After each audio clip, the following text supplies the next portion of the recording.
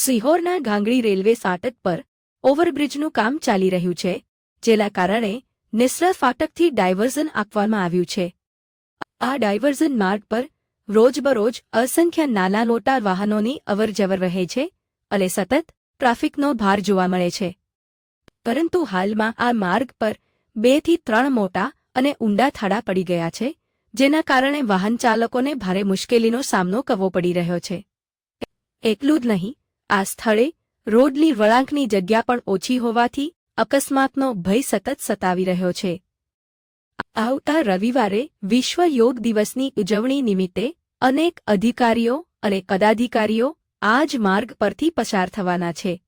ત્યારે હવે જોવાનું રહ્યું કે આ માર્ગના ખાડા અને વાહન ચાલકોની મુશ્કેલીઓ તંત્રના ધ્યાન પર આવશે કે નહીં, કે પછી એસી કારમાં મુસાફરી કરતા અધિકારીઓ સુધી સામાન્ય પ્રજાની આ સમસ્યા પહોંચે કે કેમ. સ્થાનિક લોકોની માંગ છે કે આ ડાયવર્ઝન માર્ગના ખાડાઓનું તાત્કાલિક સમારકામ કરવામાં આવે અને વાહન ચાલકો માટે સલામત અને સુવિધાજનક માર્ગ ઉપલબ્ધ કરાવવામાં આવે.